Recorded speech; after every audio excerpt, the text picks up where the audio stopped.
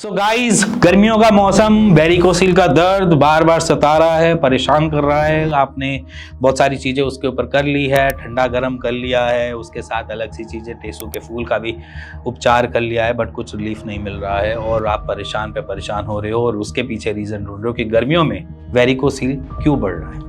तो सिंपल सा आंसर है, गर्मियों में वेरिकोसिल इसलिए बढ़ता है कि जब हमारे टेस्टिकल्स को टेम्परेचर मॉड्यूल करना होता है, वो उस टेम्परेचर मॉड्यूल के चक्कर में नीचे लटकता है। अगर आप देखोगे, खुद भी एज्यूम करोगे, तो आपके टेस्टिस गर्मियों में थोड़ी लटके हुए मिलेंगे।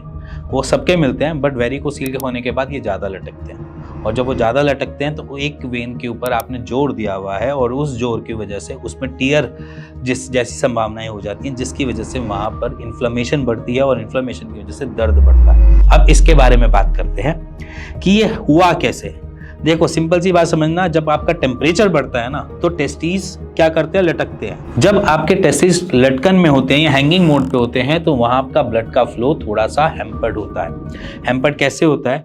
मान के चलो, आपकी आर्टरीज की सप्लाई टूवर्ड्स टेस्टिस अच्छी आनी चाहिए थी, बट अब उसकी एग्जिट पोजीशन जो होती है वो वेन्स के थ्रू होती है। बट अब वेन्स में रिफ्लक्सेस बन रहे हैं, जिसकी वजह से वहां का ब्लड घूम के दोबारा टेस्टिस में जा रहा है, जिसकी वजह से वहां पर टेम्परेचर भी नहीं कंट्रोल हो पा रहा है, जिसकी वजह से वो ओवर लटकने को मांग रहे हैं कि आपका गर्म खून वापस टेस्टिस की तरफ आ रहा है।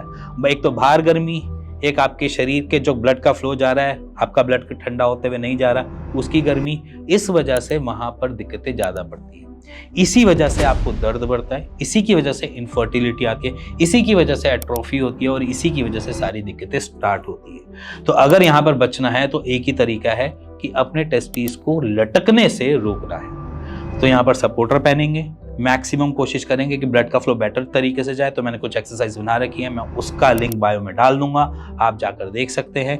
इसी के साथ कुछ चीज़ें मैंने बता रखी है कि कौन सी हर्ब लेनी चाहिए, कौन सी नहीं लेनी चाहिए, उसका भी लिंक मैं बायो में डाल दूंगा, आप वहां पर जाकर विजिट कर सकते हैं और इसी के साथ अपने वेरिकोसिल को अपने हाथों से कंट्रोल कर सकते हैं। इसी के साथ मिलेंगे नेक्स्ट वीडियो के लिए, तब तक के लिए नमस्कार।